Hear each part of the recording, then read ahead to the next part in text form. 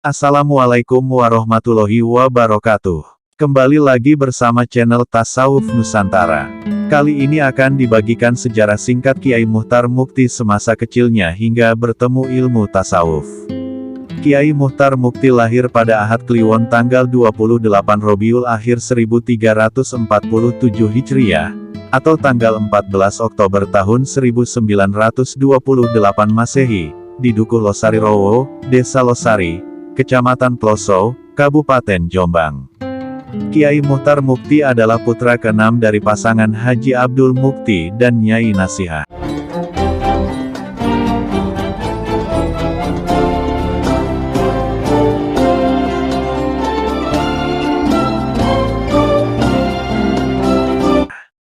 Pasangan Haji Abdul Mukti dan Nyai Nasihah dikaruniai 11 anak, 5 orang putra dan 6 orang putri. Sebelumnya, Haji Abdul Mukti juga pernah menikah dengan Nyai Marfuah. Bersama dengan Nyai Marfuah ini, Haji Abdul Mukti dikaruniai 6 orang anak sehingga jumlah anak dari Haji Abdul Mukti yaitu 17 orang. Semasa kecilnya, anak ke-12 dari Haji Abdul Mukti yaitu Kiai Muchtar Mukti menempuh pendidikan di Madrasah Ibtidaiyah, Ngelo, yang tempatnya berada di sebelah selatan Desa Losari. Jarak antara Desa Losari dengan sekolahan MI Ngelo, sekitar 2 km. Masa belajar di MI Ngelo harus berakhir karena sekolahan tersebut dibubarkan oleh Jepang.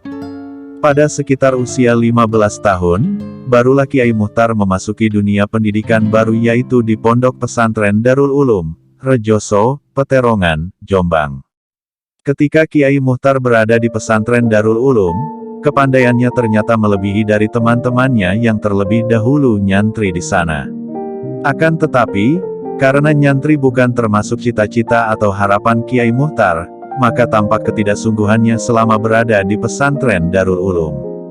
Setelah di pesantren Darul Ulum selama 6 bulan, Kiai Muchtar pindah ke pesantren Bahrul Ulum, di Tambak Beras, Jombang. Sebagaimana di pesantren Darul Ulum, Kiai Muchtar tidak ada minat untuk mempelajari pelajaran pelaran yang diajarkan oleh pesantren. Kiai Muchtar lebih banyak menghabiskan waktu untuk menghafal Al-Quran.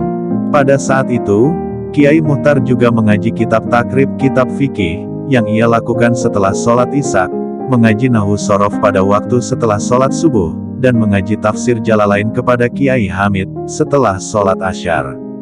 Selain itu, ia juga belajar mengikuti pengajian Fathul Muin kitab fikih, kepada Kiai Masduki setelah sholat duhur dan mengaji Sahih Bukhari kepada Kiai Fatah setelah sholat maghrib. Seiring berjalannya waktu, kondisi ekonomi keluarga Abdul Mukti, Bapak Kiai Muchtar Mukti, semakin sulit dan tidak menentu. Kedua orang tua Kiai Muchtar hampir tidak mampu lagi untuk memenuhi kebutuhan Kiai Muchtar selama di pesantren. Ketika itu, kakak Kiai Muchtar yang bernama Munaji mengambil alih peran orang tua untuk membiayai kebutuhannya selama di pesantren. Melihat kondisi ekonomi yang seperti ini, akhirnya dengan berbagai pertimbangan Kiai Muchtar memutuskan untuk berhenti menimba ilmu di pesantren Tambak Beras. Selanjutnya, ia hanya menjalani hari-harinya berdiam diri di rumah untuk tidak nyantri kemana-mana, dan hanya ikut membantu memenuhi kebutuhan ekonomi keluarga.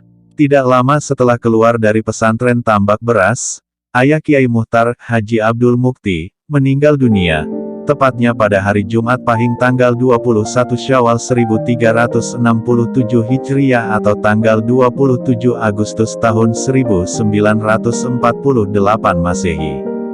Sewaktu Haji Abdul Mukti wafat, Kiai Muchtar telah berusia 20 tahun yang bisa dibilang relatif dewasa. Kondisi ekonomi keluarga sepeninggal ayahnya sangat jauh berbeda bila dibandingkan dengan pada saat ayahnya masih hidup.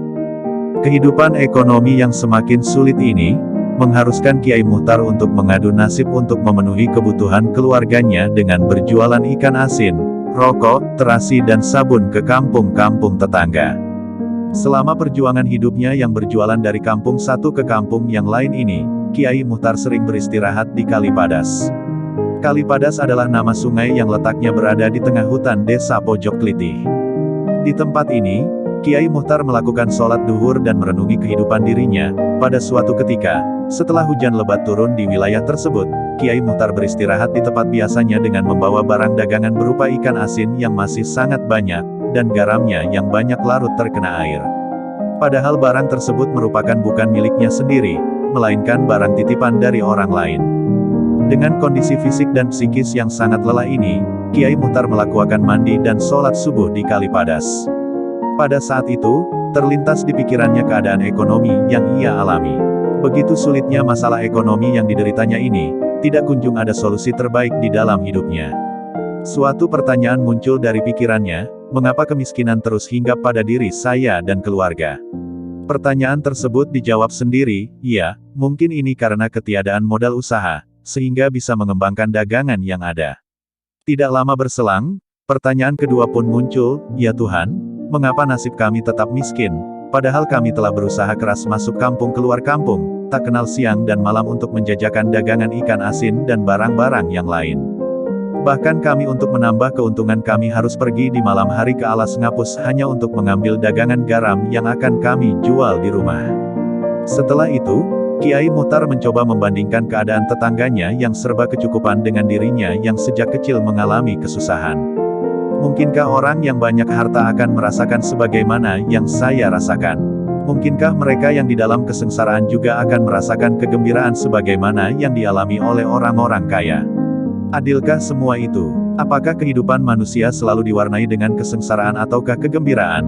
Ataukah keduanya berkumpul menjadi satu?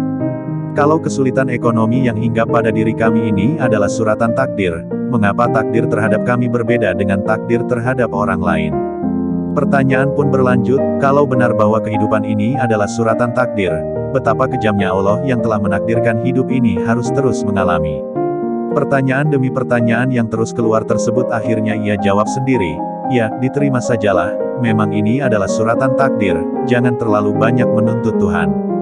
Jawaban spontanitas tadi belum bisa memecahkan masalah dan memuaskan hatinya, akhirnya pertanyaan-pertanyaan pun kembali muncul, jika demikian, apa artinya hidup ini jika harus sengsara? Mengapa tidak semua orang ditakdirkan Allah bisa menjalani hidup dengan gembira? Bukankah demikian tidak sulit bagi Allah?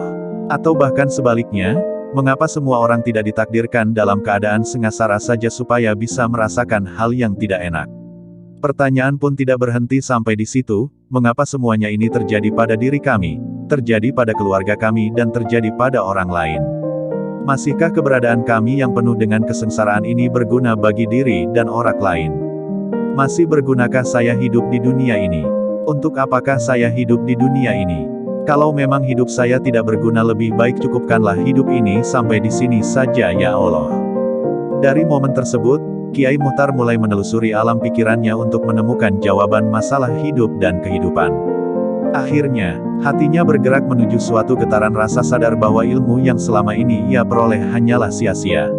Setelah itu, muncullah rasa tekad dalam hati untuk meninggalkan tata cara hidup yang sudah dijalani selama ini dan menuju pada satu arah untuk mencari rahasia hidup yang hakiki. Kiai Muchtar mulai menyadari bahwa bermacam-macam ilmu yang telah dipelajari ternyata hanya berkutat pada hal-hal yang tidak substansial. Ibarat buah, ilmu-ilmu di luar tasawuf itu ibarat kulit sedangkan isinya adalah tasawuf.